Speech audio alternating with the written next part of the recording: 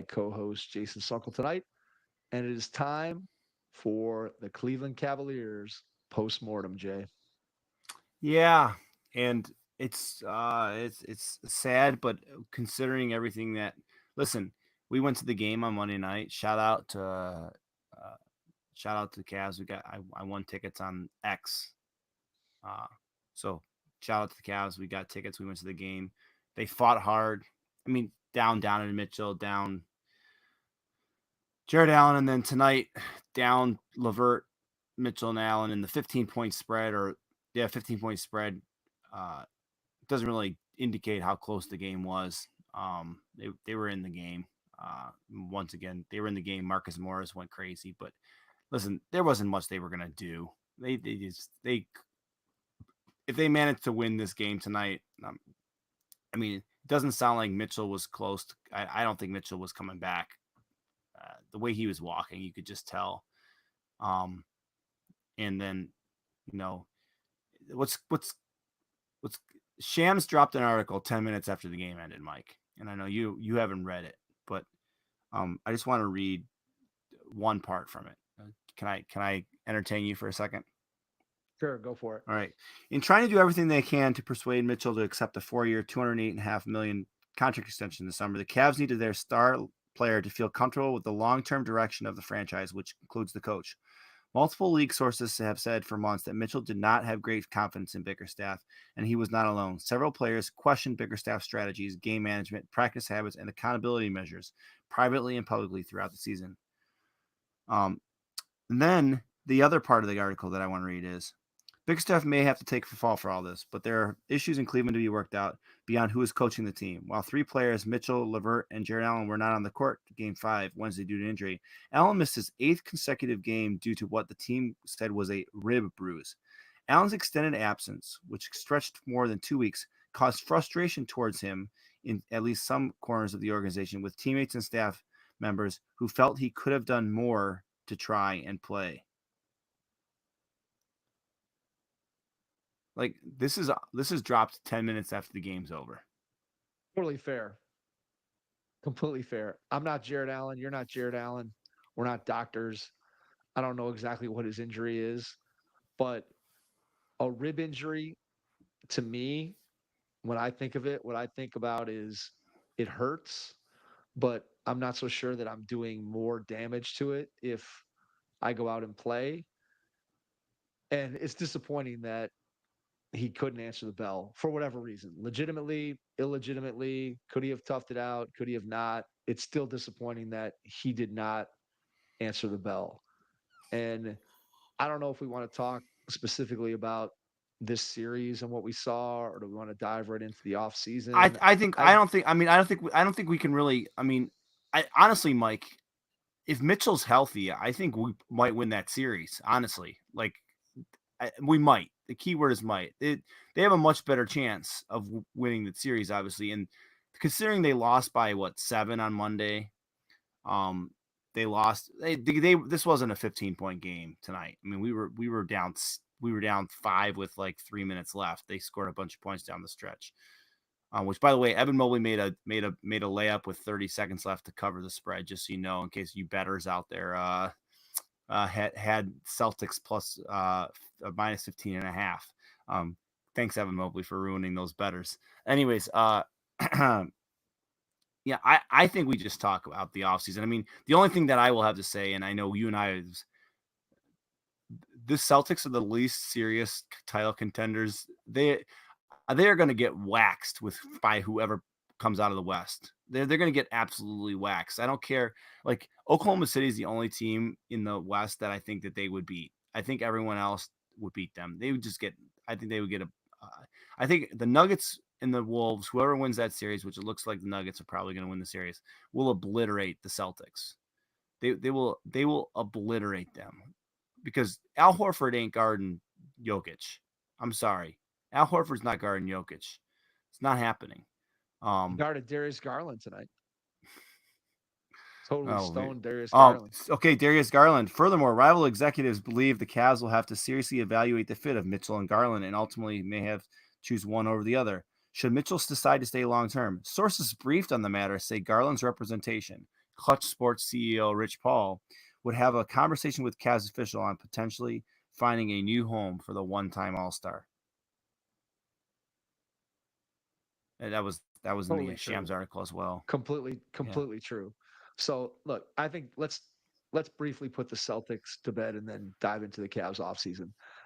I think Boston, when you look at that team, there's no way you can take them seriously as a championship contender. Their offense tonight and in the game we went to game 4 in Cleveland, their offense basically consists of four dudes standing around and one guy taking turns one on one. It's like a high school 5-out offense where it's like, okay, your turn, go ahead, my turn. Every once in a while, they'll set a ball screen. I know Tatum had 30 something tonight and double figures in rebounds and whatever. But when you watch Jason Tatum and then you watch the very best guys in the league kind of impose their will physically on other teams, Tatum just settles for so many horrendous shots. Like the step back threes. There's tons of times where he shoots from 17 feet where he would just go to the rim. There were a couple times tonight where he finally did decide to go to the basket. There was one play where he was pinned down in the corner by the Cavs bench. And there was like 3 seconds left on the clock, and he was in the corner. And he put the ball on the floor and went to the basket hard and finished at the rim. And you look at that and you're like, he's like 6'8" and super long and strong. And why he doesn't go to the basket more and impose his will physically on teams that he's playing against makes no sense to me. And look, I loved as a Cavs fan, I loved playing against Jason Tatum because you knew he was going to take multiple poor shots. Now he made some, but I'd much rather live with Tatum pulling jumpers from all over the floor than some of the other things that Boston could do. But look, they play against a good defensive team or they play against a team that has more offensive weapons than what the Cavs did over these last couple games, which basically was nothing. And they're going to be in a lot of trouble because I just don't think that they move the ball. I don't think they have really good playmaking. I mean, they had 3 passes tonight that they literally just chucked out of bounds. Maybe Porzingis sort of unlocks some of those things for them, but as constituted, there's no way they're beating. I don't think they're beating Oklahoma City. If Oklahoma City somehow comes back in this series, it looks like right now they're down 18 in the fourth quarter to Dallas. So they're going to be down most likely 3-2 after tonight.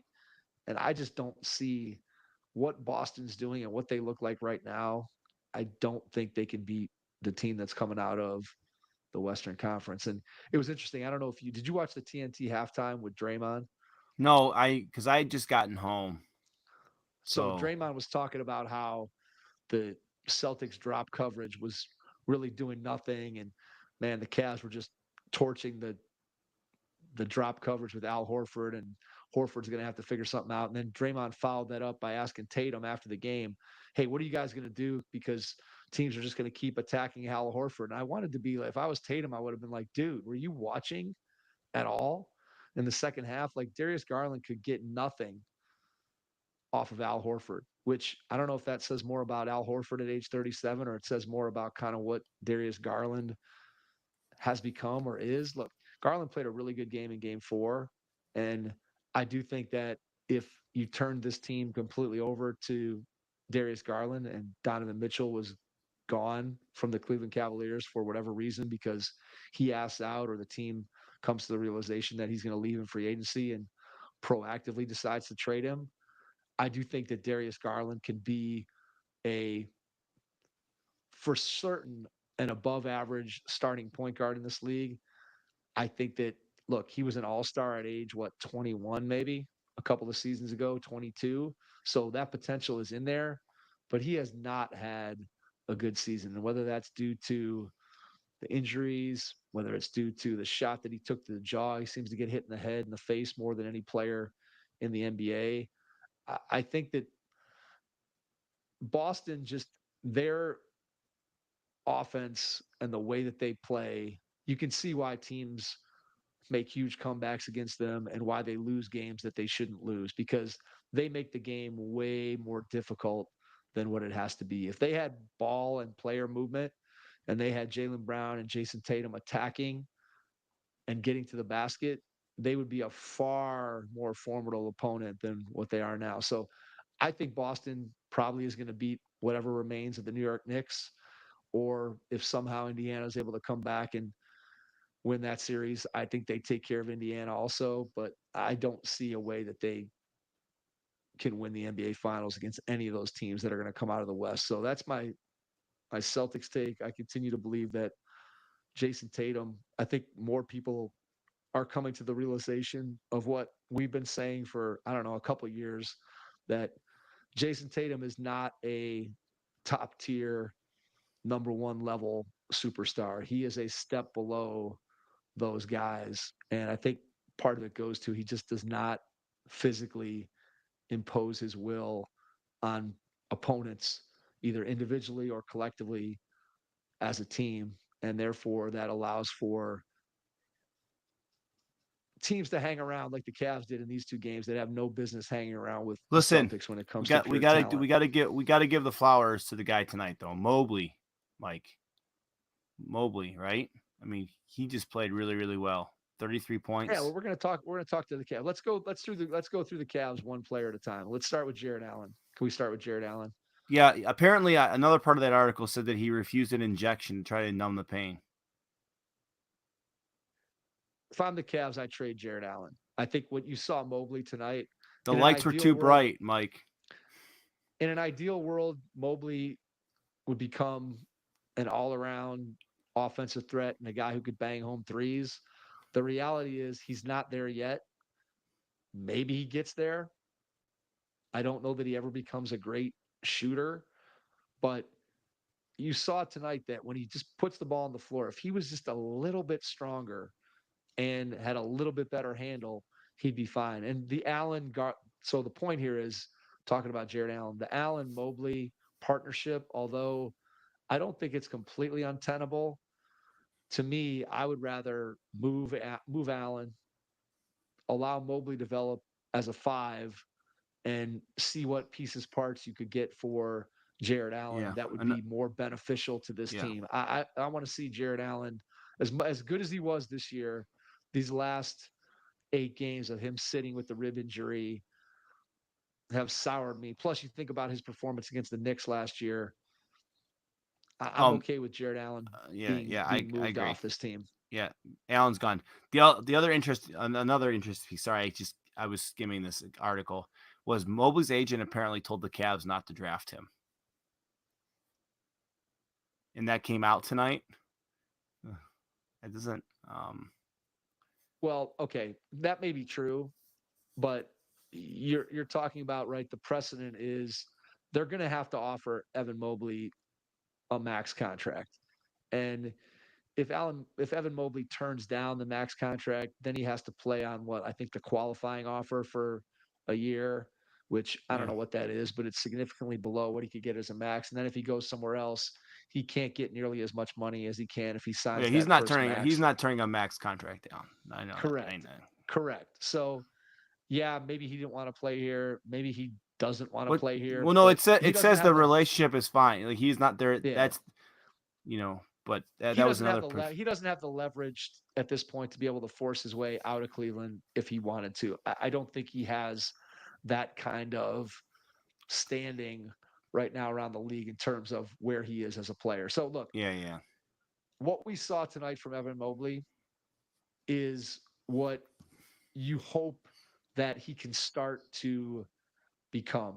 And if he just is a tiny bit stronger and his handle is just a little bit tighter, you saw when he put the ball on the floor and he took those long strides and he stretches out his arms for those layups. I mean, he can basically reach around. He's not quite at the Wembenyama level, obviously, but his arms are so long that he can get to certain spots and just kind of reach around guys and finish. And part of the reason why we haven't seen that is because, again, he's not strong enough and he doesn't handle the ball well enough. And if he could really develop those two things, now you're starting to unlock a guy who, look, tonight, I think I saw more Evan Mobley catch the ball at the 3-point line, put his head down and drive to the basket moves in this game tonight than I remember seeing for almost the entire season put together. And that's what he has to be able to do because right now he's not able to shoot the ball well enough to keep defenses honest. So he has to be able to put the ball on the floor and attack offensively. And when he does that, it makes a huge difference in how this team plays. And I think right now his skill set can better be taken advantage of at the five. And eventually, if he becomes a shooter to some degree, that skill is equally, if not more valuable at the five than it is at the four. And maybe you can say if you're the Cavs, you don't want to have Evan Mobley playing 34 minutes a night through the regular season, banging with centers. But you can go out and find a backup center on the market that can play some minutes, that you can play the two of them together if you have to, and continue to try to develop Mobley's skills as a perimeter player as a four. I think if you can, I think you're going to, I'll be surprised if they don't explore the trade market for Jared Allen very, very hard and see what they have, what they can bring in, pieces that are complementary, again, depending upon what happens with the backcourt, which we'll talk about next. So I don't know if you have any thoughts on Mobley or Allen. No, Mobley has to stay. Allen has to go. I completely agree with your sentiment. Where are we at on Mobley? Where are you at on Mobley's ultimate potential?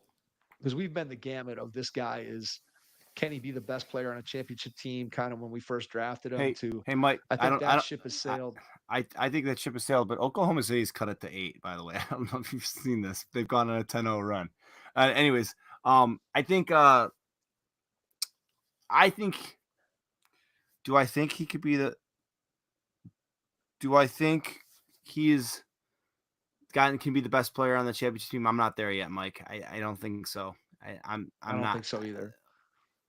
The Evan Mobley we saw tonight can be a multi-time All-Star.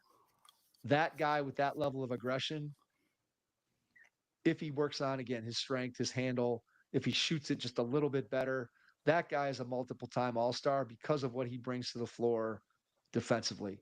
I mean, already, like, I know he didn't get nearly as much defensive player of the year or all defense. Well, he was injured. He right. He couldn't have been on the list anyways. That's what I'm saying. But he didn't, even with that, they didn't talk much.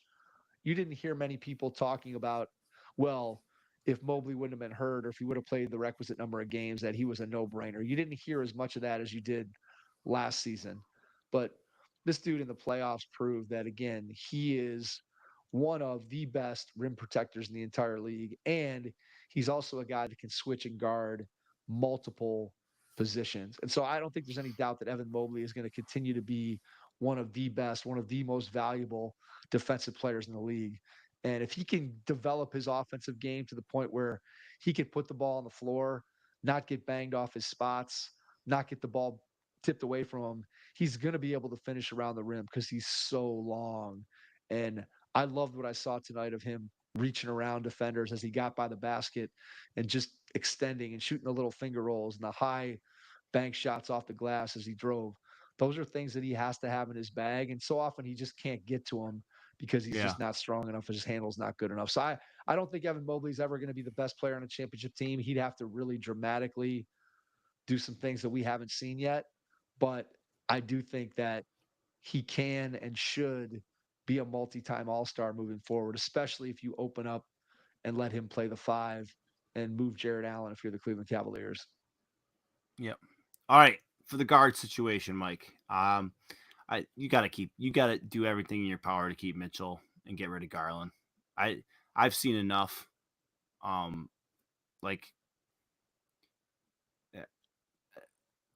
When Garland was out, Mitchell was able to carry the team and play. And tonight, and I mean, he was yes, he had a good game 4, but he was pitiful tonight. He was terrible. He couldn't take old man Al Horford off the dribble. Like, come on now. Give me a break. And that's something he did really well, I thought, in game 4. I thought he took Al Horford off the dribble really, really well in game 4. Tonight didn't happen. I mean, he got blocked twice, I think. He kept going, getting to the middle and doing like a little like turnaround nonsense. He was bad. He was really, really Feels like bad. he And lost confidence in his floater. Like I feel like if you go back to his All-Star season, it felt like he had floaters with either hand going different directions. Felt like he could get in there and kiss the ball high off the glass and get different angles, almost not to the same degree. No one has the layup bag that Kyrie Irving has, but it felt like he was kind of in that vein of a guy who could finish off either foot. He could finish with either hand. He could go high off the glass. He could pull up and shoot the runner. He could shoot the floater. He had all these different finishes.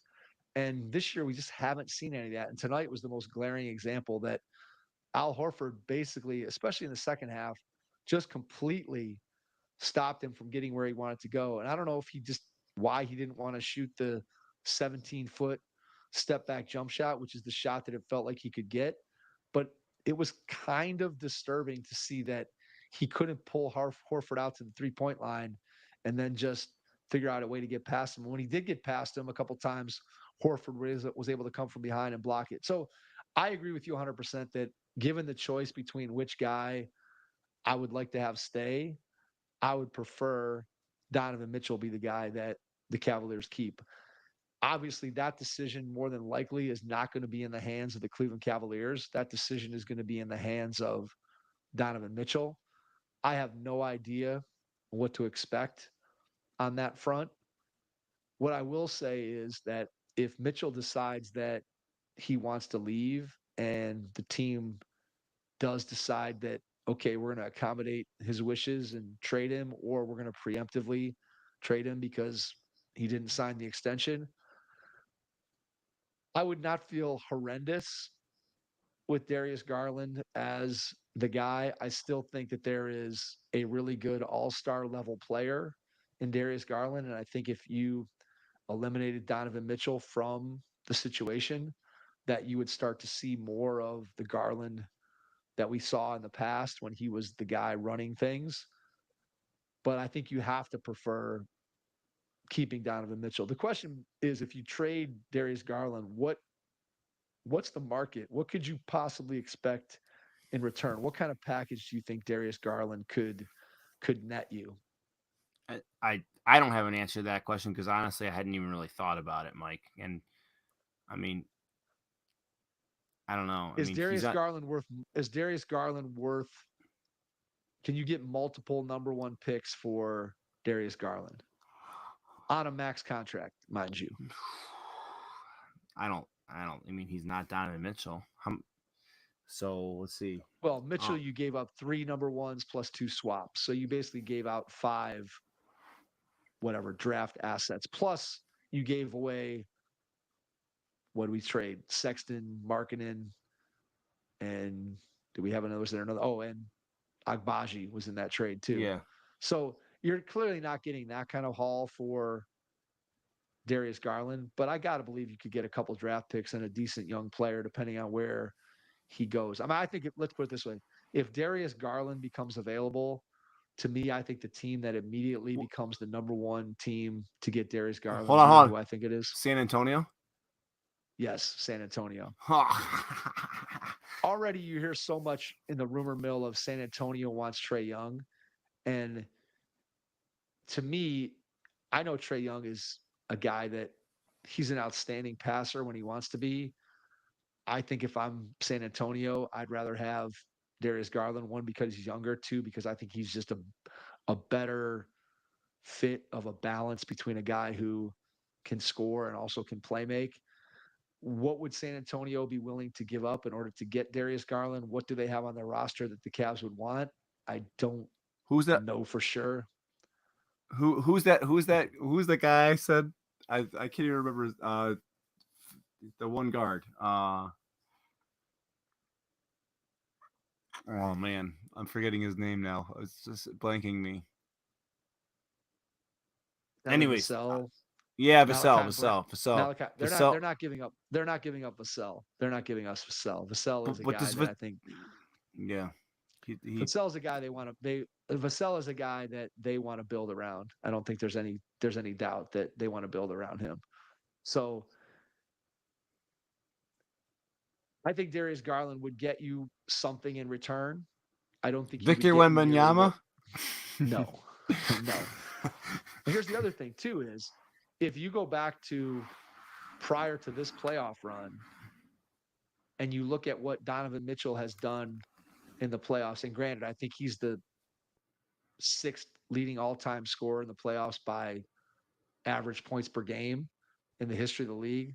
So clearly Donovan has been a good playoff performer, but he's never really led his team on any significant kind of playoff run. And then coming off last year's performance against the Knicks, where, to be quite honest, I know you and I were both extremely disappointed in the way he played in Yeah. that series.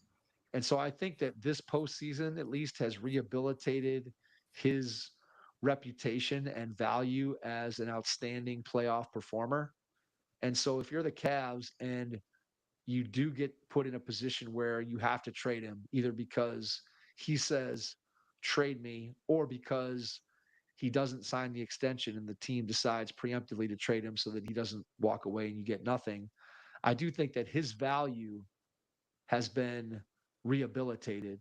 And if the Cavs were to put him on the market, I think there would be a pretty good return for Donovan Mitchell. I mean, I hope it doesn't come to that. I do think that the building blocks that you want to keep working around are The yeah. Well, Evan the article Mobley seems and Donovan Mitchell. the article that Shams put out seems to really think that seem like Donovan's going to stay and that he's going to So here's sign what I'll that say max about that, right? contract. I mean, I think if you look at the history of disgruntled superstars who are going to leave, now I know everybody in the national media has written and talked about the fact that they believe that Mitchell is going to go. But when you watch Donovan Mitchell and you watched him in this series when he was out and you watched him when he was playing, it was clear, and we talked about this last week, that he was completely and totally engaged in the process of helping the Cleveland Cavaliers to win playoff games. And it was clear that he seemed like he liked the guys that he was playing with. He seemed completely bought in. And as a result of that, I just find it hard to believe that all of that was for show. Smoke And and maybe you can mirrors. just say, well, maybe you can just say, right, he is where he is right now and he's going to put his all into it. And then later on, you make a decision. But I'm just not sure that that's how human emotion really works. It seems to me like if you knew you were out the door and now you're hurt and you know you're probably not going to play and the chances of your team winning without you are pretty small, and now all of a sudden you got to be on the bench, and how enthusiastic are you going to be if you know those are your last two games as a Cleveland Cavalier? It certainly didn't feel that way in the moment when you watched Donovan Mitchell and the way he interacted with his teammates and the way he seemingly was so invested in the outcomes of these games. So I don't know that he's going to leave. It will be interesting. Something tells me that he's going to stay. And I think they're going to come to him with a plan of, look, we're going to trade Jared Allen and Darius Garland, and we're going to try to get some pieces back that fit better around you and Evan Mobley. And to me, I think that's the right path. The Garland Mitchell backcourt, as talented as each of those guys are, that is untenable. You cannot win in this league with two guards that are 6'1". You're just not going to hold up defensively. These other teams, you look at the teams, all these teams in the Western Conference, they are just huge. And there's no way that you can have two starting guards that are both 6'1". I don't care how good they are Yeah. offensively. And you saw Garland's limitations finishing around the rim against big guys and getting blocked. And I know that he didn't play as well as we hoped, and he probably can play better and finish better around bigger guys. But I mean, I just don't think you can't win. We've been saying it. It was my big question when they traded for Donovan Mitchell was, can you win with a backcourt of two dudes who are 6'1", who aren't great lockdown defenders? And I think the answer is proven that you can win to a certain extent, but you're not going to be able to win an NBA championship with those two guys as your backcourt. And so then it necessitates, what can we do? What's out there? Can we figure something out that's an alternative and build around what I would argue are the two best players in a redundant roster? Mitchell's better than Garland and Mobley is better than Allen. And those are the four guys that we're talking about being redundant all throughout the entire season. So I think what they should do, trade Darius Garland, sign Mitchell to the extension, trade Jared Allen, see what you can get back in return for those two guys. Do I think that will happen? I'm not 100% sure. I think it's probably more likely that only one of either Garland or Allen gets traded. And I won't be surprised if this Mitchell thing plays out longer. I doubt he signs the extension on the first day he's eligible for it. Let's put it that way. I think it drags out. Usually these things, right? They can sign up until like training camp or a week. There's I forget what the exact days are when they have to when they can no longer offer him the extension. I would expect it to drag out. I don't think on day one you're going to see Mitchell sign that extension. I think it drags out a little bit. But ultimately, I think Donovan Mitchell is going to play on the Cavs next season. Beyond that, I think it's a little bit dicier, but Was I it a think he's a super max? Cleveland Is it a Cavs. super max? Or is it? It is a super max. It would be a super max, yeah, I believe.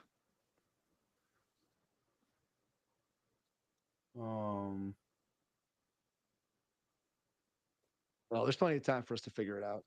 Oh. Let's. I don't. I can't. I will figure it out. We'll figure it out. Yeah, we'll Mike? figure it out. There's one thing we didn't talk about: What's that? Coach? the narcissist. I mean, go ahead. Lay me your theory. Okay, why come to the game? Like, why do that? Other than I want attention. But here's the point though. Here's the point though. Not only did he come to the game, he brought Savannah with him. Look, Is he just trying to get the attention? I mean, to be fair, he did go to his school yesterday and did like a whole thing yesterday at his school. So this could have been coincidentally planned. He was already coming back. Rich Paul probably was like, "Do you want to come to the game?" Or Dan Gilbert or someone threw the tentacle. We're not going to accuse the Cavs of tampering, so it's getting hereditary. But there's no, he has to know that this is going to cause things. Like, is this him saying, "Hey, Lakers, make a move or I'm going to go back to Cleveland"? Or is this just, Hey, a Cleveland, play? here I come. Here at Cleveland, here I come. Like, those are really the two options, so- right? Those are the two Right. options. So, okay, number one is, well, I think there's one more. So clearly it's, I want attention. There's nothing that LeBron does that is not LeBron centric, right? I mean, he is doing what he does because he wants to bring attention to himself and his cause, whatever his cause might be. So the three scenarios are: one, he wants to put pressure on the Lakers to make a move by hanging the Cleveland return over the Lakers' head. So that's one. Number two, he could be trying to foretell around the league that, hey, I'm seriously considering going back to Cleveland. And then the third thing is the possibility that he's in town to have a conversation with Donovan Mitchell about, hey, man, why don't you think about requesting a trade and telling him the only place you'll come and play is the Los Angeles Lakers. Now, I have no idea whether Donovan Mitchell has any type of relationship with LeBron James at all, where that would be a possibility. I don't know. Even if you bring Donovan Mitchell in to LA and you have Mitchell, LeBron, and AD, that's a pretty good big three. But at the same time, I don't know what the Lakers do with the rest of their roster. Is that a championship team? LeBron's a year older. We keep saying it. Father Time is slowly, very slowly, in a wheelchair chasing after LeBron, trying to catch him. So maybe that is still a championship team if you bring Donovan Mitchell in.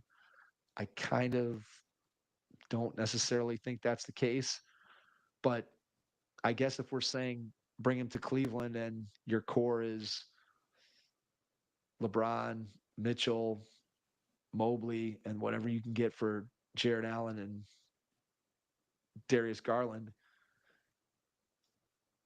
I mean, is that a better trio than is AD? Is Evan Mobley as your power forward or your center better than AD as your power forward or your center? I find that hard to believe. So maybe the Cavs could surround those three guys with better role players. I don't know. Look, I LeBron, you have no idea how to read what he does. All I know is that the things that he does them strategically. He does them on purpose. He doesn't do them without thinking. There's some plot plan behind what he did. Whether we'll ever know what that is, I have no idea. I don't think he's going to end up back here in Cleveland. I think he ends up back with Boo. the Lakers. But Boo. look, who knows? Who knows? Boo. Yeah, look, that's fine. But I'm just booing you, Mike. I'm just messing with I you. just don't know how I just don't know how realistic it is that he comes All right. back. I just don't. But at the Okay, same okay. time, seeing him sitting there at a game makes you think that it's not completely out of the realm of possibility. Let's put it that way. Yeah. All right. Last thing, and then we've already spent almost 40 minutes in the Cavs, and we have 3 other series to talk about, and we knew this was going to happen. Bickerstaff, he's gone, right? We don't need to spend. He's gone. He's checked out. I think he has to be gone. At the same time, I give him at least some credit for the effort that this team put out on the floor the last 2 games. It would have been very easy if they were completely checked out on JB Bickerstaff, it would have been very easy for them to demonstrate that they were checked out on him, which makes me think that a week ago I would have told you 100% for sure that he's going to be gone when the season's over.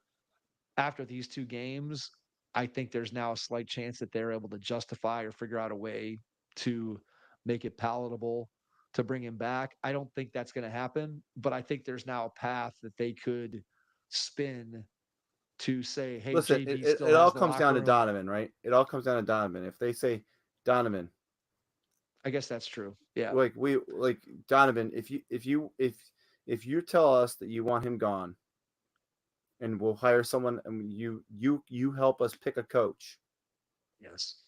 No, you're right. then and you'll sign the supermax or sign the contract extension. We will do it. We will. I mean, that's really what it's going to come down to. Yeah, you're right. I think. There's no doubt. There's no doubt. All right.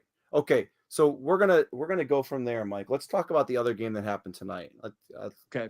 I know we originally talked about it doing it in a different order, but now it's relevant. It's relevant to the conversation. The Dallas Mavericks beat the Thunder. You know, the Thunder made a valiant effort at the end to come back, but they ended up not doing so.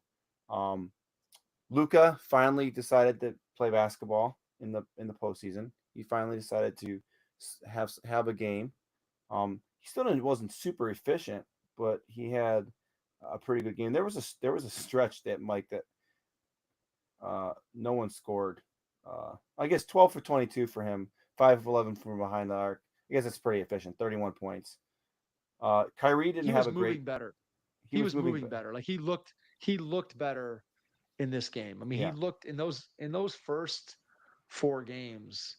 He honestly looked pretty decrepit and beat up, like a guy who was kind of just dragging his body through and trying to survive. And he looked much fresher tonight than he did in previous games, and it showed in what he did statistically. And he was obviously able to hold them off at the end, barely. Derek Lively plus 22 in his 23 minutes on the floor. That's pretty solid. Listen, I think the Mavericks are winning this series. I think it's going to end this in 6. I think it's done. I think the Thunder stick a fork in them.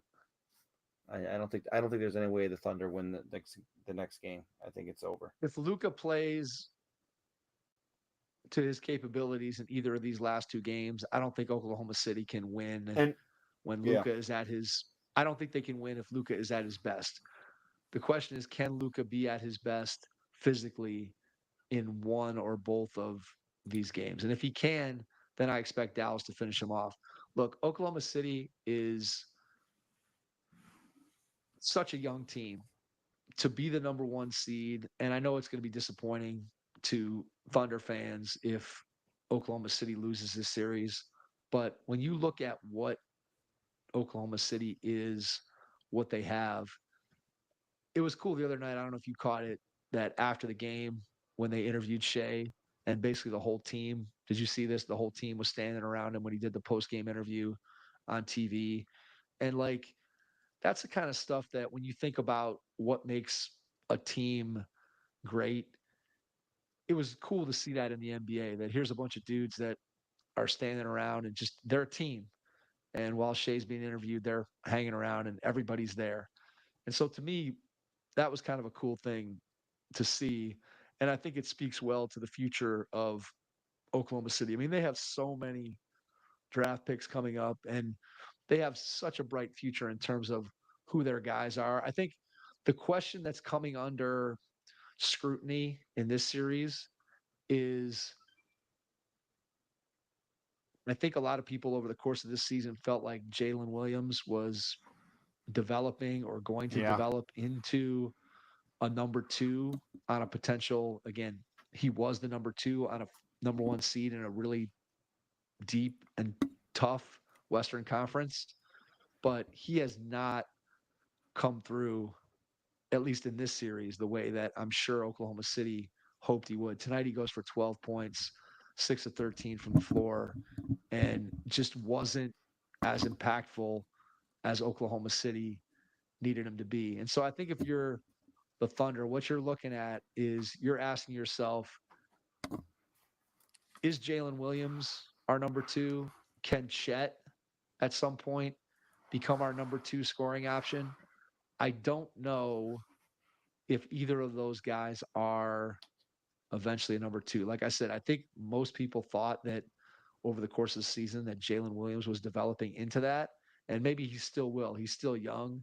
It's his second year in the league, so to ask him to be the number two scorer on a championship team in his second season seems like a little bit of a reach. And obviously, Chet's in his first season playing, and he's been very, very good as well. But I don't know that Chet profiles as being your number two offensive threat. To me, both of those guys seem like they would be great number threes because they both are two-way players and they both can score when needed. But I don't think that either one of them, at least as I look at their games right now, I mean, I don't know if they're playoff number twos. Hey, give that guy the ball and just let him go get buckets for you. They certainly aren't that right now. Maybe they develop it at some point, but they're certainly not that right now. So I guess my analysis on this series comes down to, if Luka is physically right and plays to the way he's capable of playing, even if he just has a game like his regular season averages, which I know were insane, of what he ended up averaging 33 a game and 11 rebounds and 9.7 assists or whatever it was.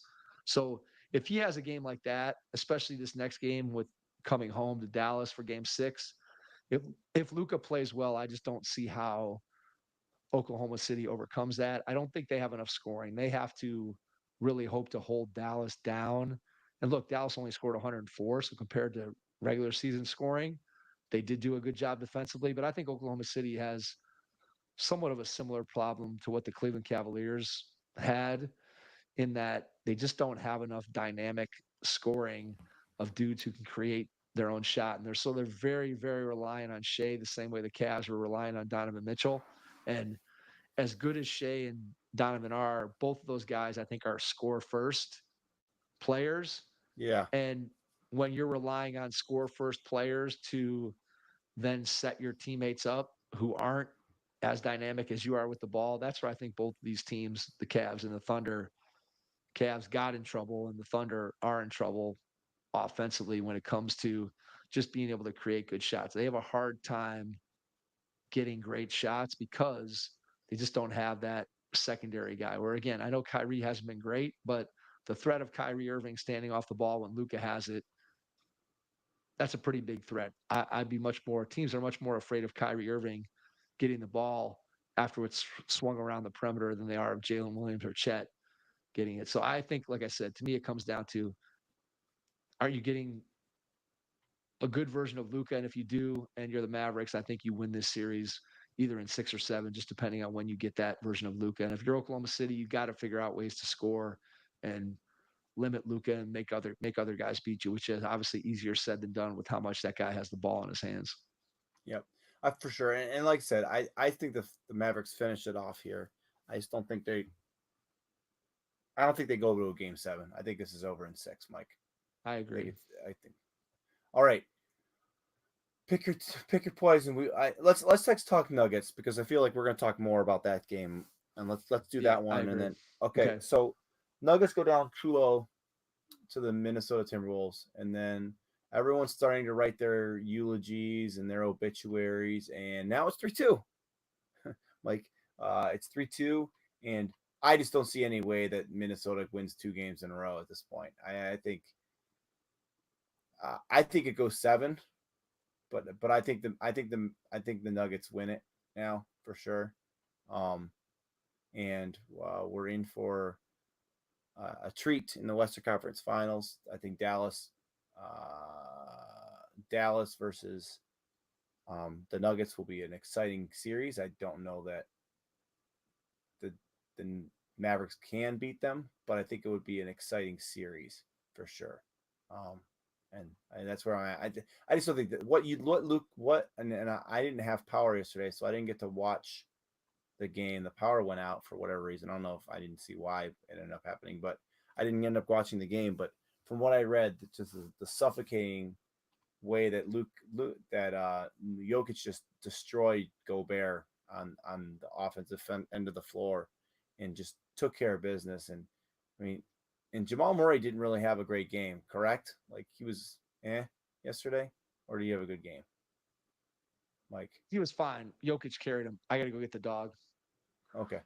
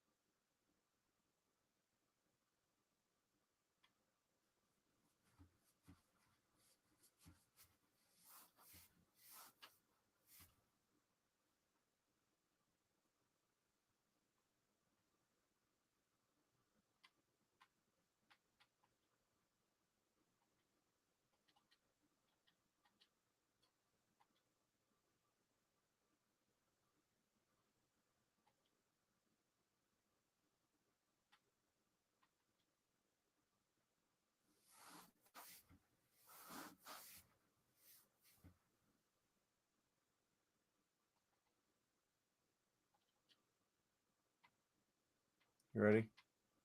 Yeah, let me. I'm just gonna answer your Murray question with a semi-intelligent response.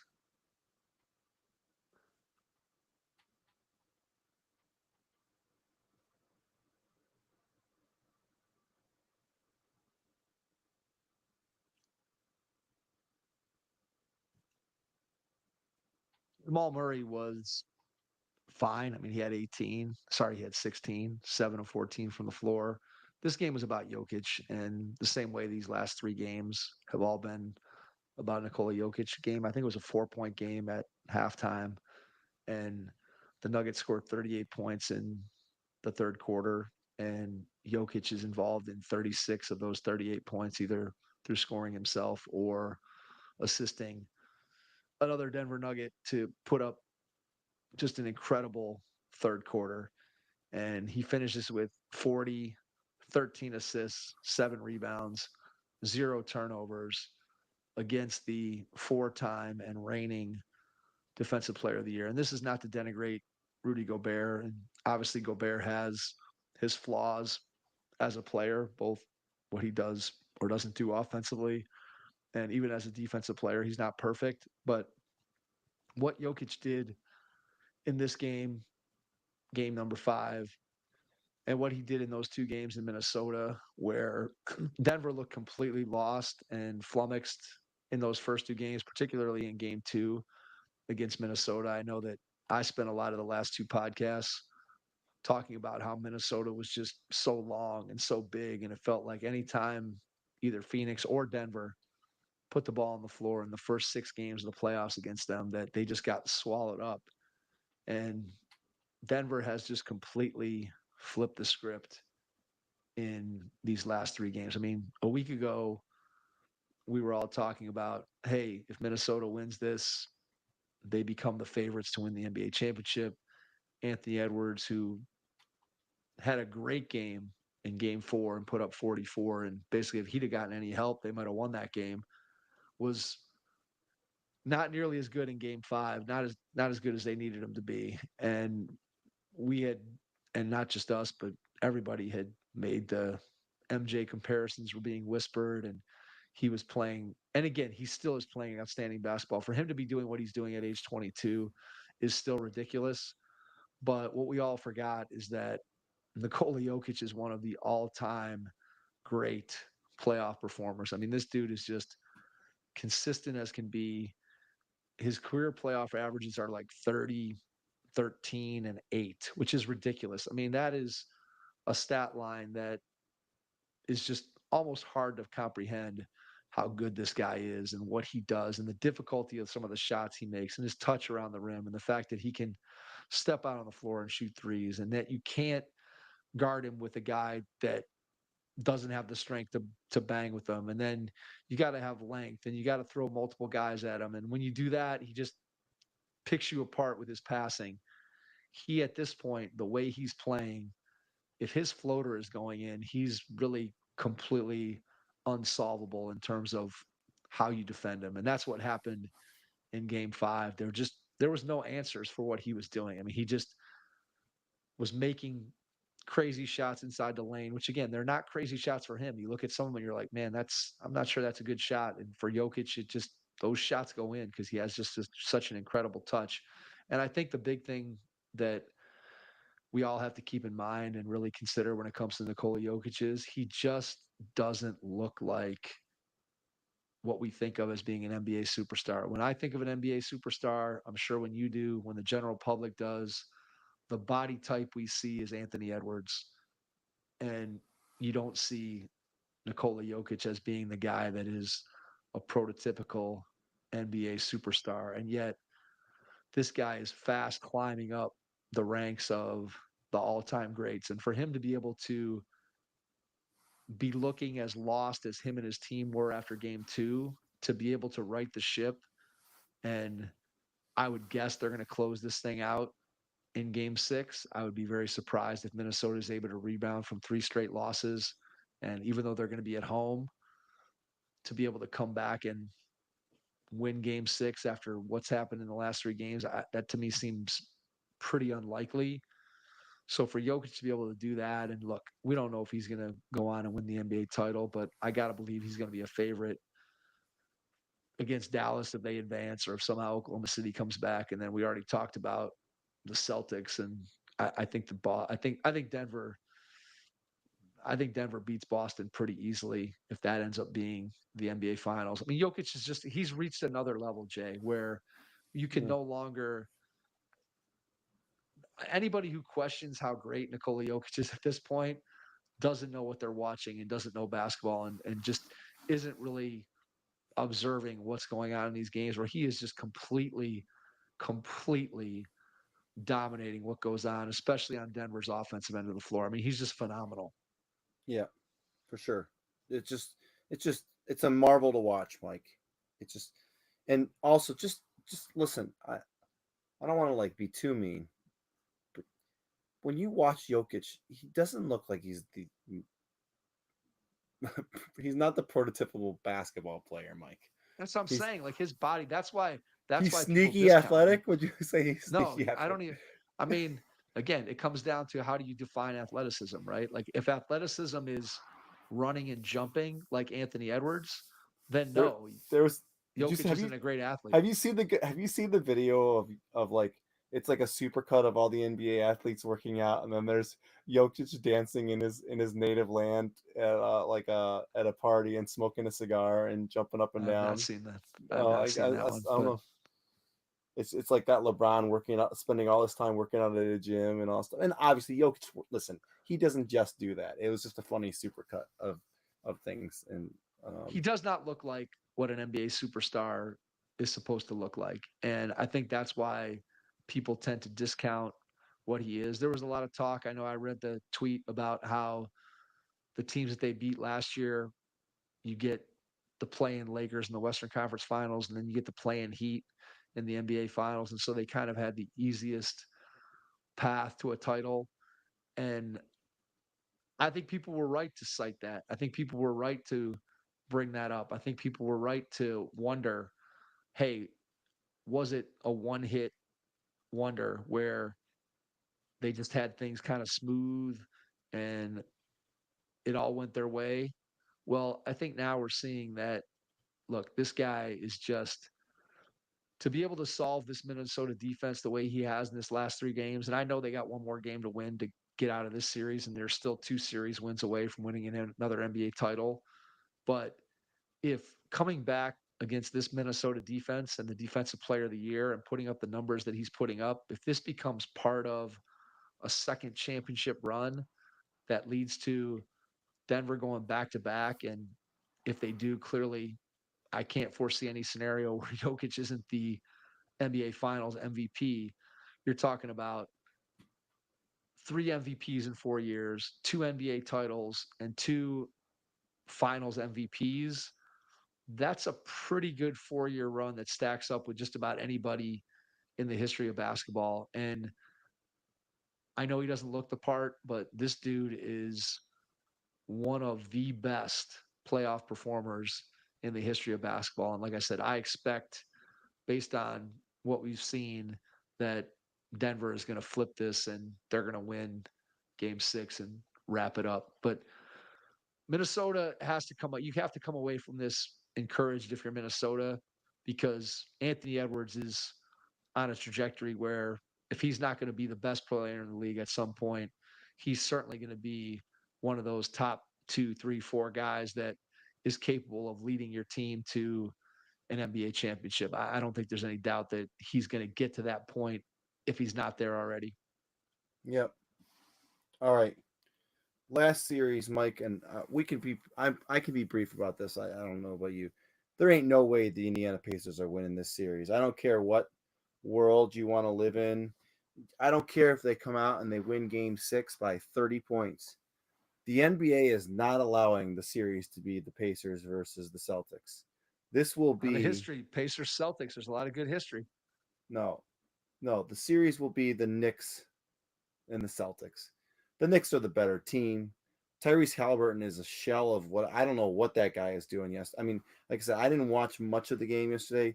He's terrible. And this is, by the way, coming off. If you would have told me after Game 4, Indiana blew the doors off of New York in Game 4, right? Like they dominated that game, and they're not good enough. I mean, Was it all the injury with Halliburton? Does it all trace back to the hamstring injury? Because when you think about Team listen. We USA, said right, wait. Stop 1 second real quick. This Yeah. goes. There's some parallels here to someone that's on the Cavaliers, Mike. Right? Yeah. Darius Garland, the jaw injury happens, his production goes down. Halliburton's hamstring, the production goes down. Now, the only difference is Darius Garland had two other guys on his team, or Donovan Mitchell on his team. Halliburton doesn't really have another number one, right? He doesn't Right. have Halliburton is the number one. But Halliburton So was probably first team All NBA. If you cut the voting off at the in season tournament, Halliburton would have been first team All NBA. So to yeah, drop from a guy who was consensus first team All NBA through the first, whatever that was, 8 weeks of the season, 10 weeks of the season, to what he's become in this series is a pretty precipitous drop. And of course, during that World Cup this summer, Brunson's on the team, Halliburton's on the team, and Halliburton became the more important player of the two. And now he's on the Olympic team.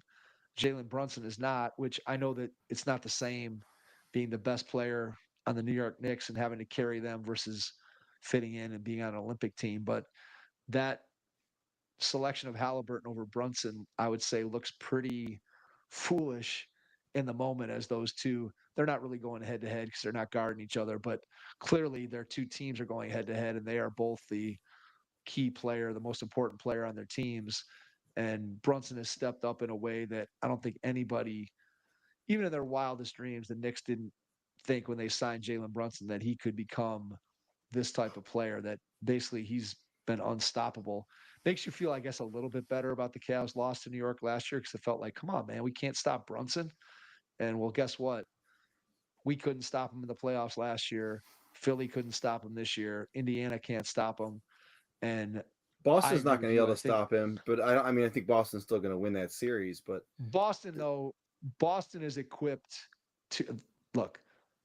The theoretical Boston Celtics have four different guys that could guard him that are all taller, stronger, more physical. Well, I don't know about stronger. Brunson's pretty strong, but physically match up pretty well with Jalen Brunson. I mean, you could throw Tatum on him. You could throw Brown on him. You could throw White on him. You could throw Drew Holiday on him. That's four dudes that they could basically rotate through those four guys. And then you start talking about, if you're looking ahead to that series and you're trying to project what are the Knicks going to do, clearly one of the things that the Knicks have done well is get Brunson in screen and roll, get the switch that they want, and then Brunson just attacks and shoots over the top of guys, and he's shooting an unbelievable percentage from mid-range through this first 10 games of this playoff run.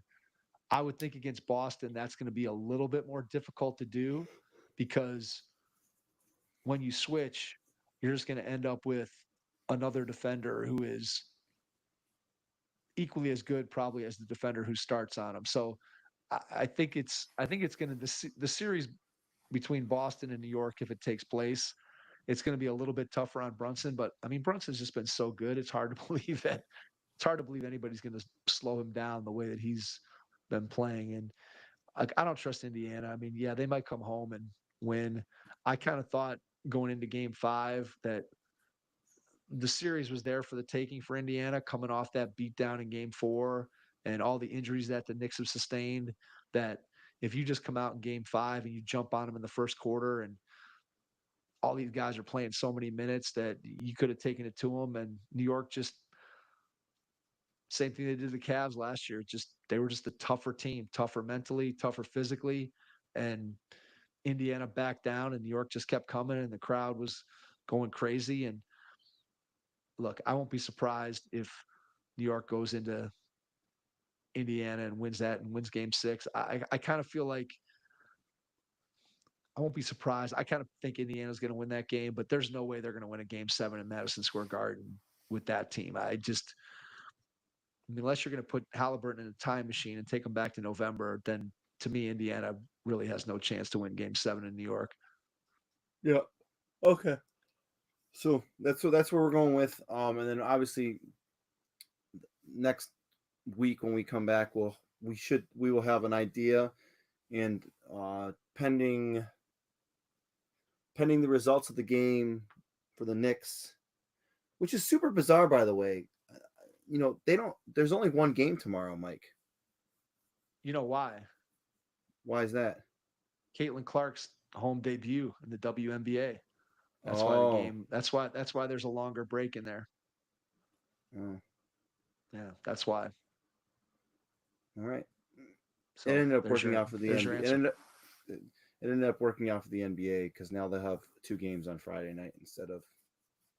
But now they might not have a game on Saturday, which would be interesting because, Yeah, it remains to be seen. yep. So, All all right. right. Well, Anything we else, Mike? expected. No, we both expect Boston, New York, and Denver, Dallas. Correct? Yeah. Yeah, I think that's what's Yeah. going to happen. And look, there's a lot of star power left in the playoffs. It's going to be fun. The remaining what we're going to see, I do think that the Western Conference, whatever team comes out of there, has to be an overwhelming favorite. And I know Boston had the best record in the league. They're going to have home court advantage if they make the finals.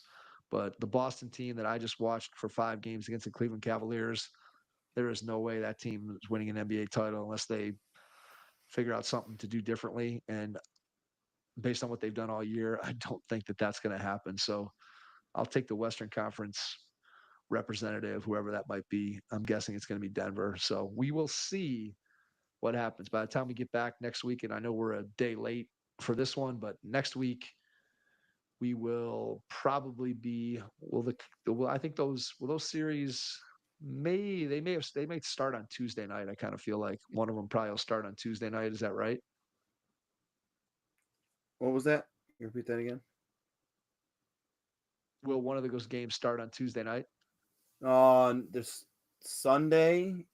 So if the Knicks win their next game, then the game one would be Sunday. If the Knicks lose and they go, then it would be on Tuesday. Okay. As far as the Western Conference goes, I think their games are starting Monday. Their games could start on Monday or it could start on Wednesday. So there will be at least something will have started maybe by the time we record next. But it's going to depend on how if those series go 7 or not. We shall see. So, So all right, we'll leave it there. We will see what happens. Maybe we'll be doing a conference preview, conference finals preview next week. Maybe we'll be talking and reacting to game ones of those series. We'll have to wait and see. Anyway, thanks for joining us tonight. Really appreciate it. And to everyone out there, we will catch you on our next episode. Thanks.